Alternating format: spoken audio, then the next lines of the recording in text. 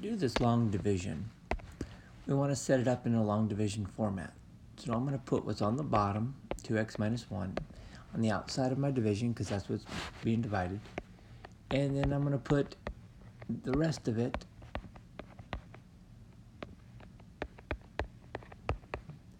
now. The problem with what I wrote is we need to have this in order. So I'm going to rewrite that. So I'm going to go and rewrite.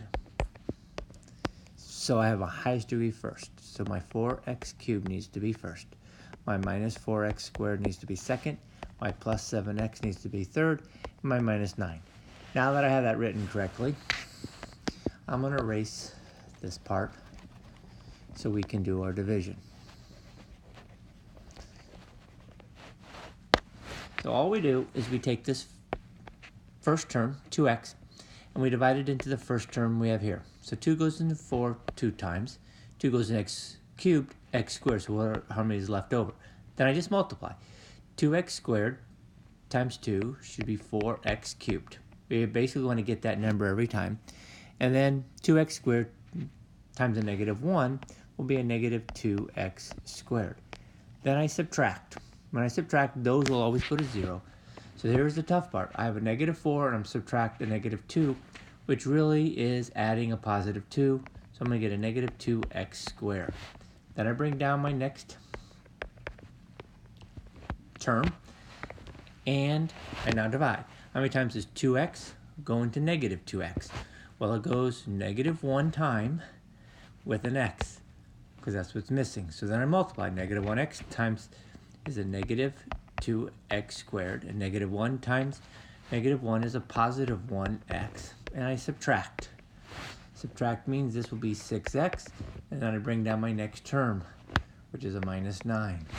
How many times does 2x go into 6? It goes in plus 3 times, so 3 is 6x, and then 3 times negative 1 is a negative 3.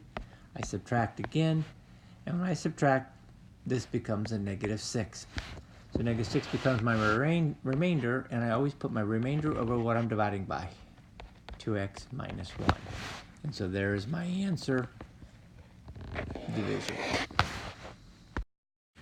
All right, let's try this again. I'm going to go my 2x plus 3 on the outside. Now this time I'm going to go ahead and write it where I'm going to put my highest exponent first, 8x squared plus 6x minus 12.